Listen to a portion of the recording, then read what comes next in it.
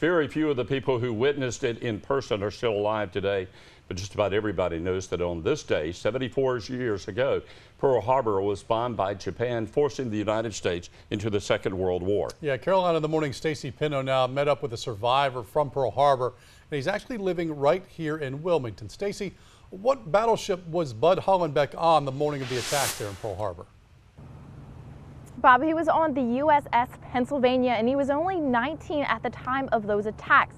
But now, at the age of 93, he says he likes to share his story so no one will forget what happened the morning of December 7th, 1941.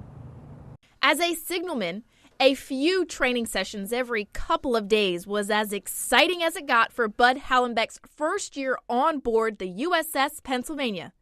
But soon, all of that would change. December 7th, 1941, a date which will live in infamy. Well, I was on watch. I had just come up on the signal bridge. Hollenbeck says he was in the middle of hoisting the prep flag at 5 minutes until 8 when he looked up.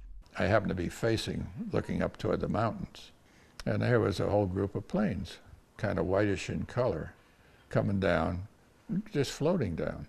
Not thinking much of it, he says he assumed it was a usual training. And then I hear boom at the south end of Ford Island.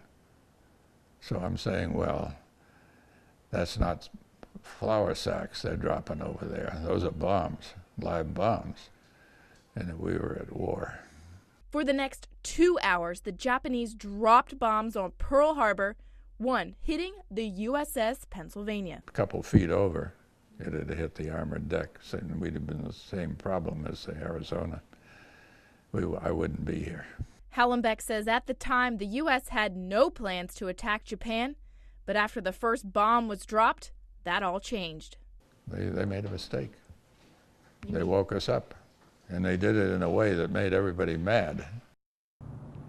Hollenbeck says he was on board the USS Pennsylvania for all 6 years he was in the Navy. He also said while on board they saw 8 different battles. The last one, he said, before they were torpedoed off the coast of Japan in 1945.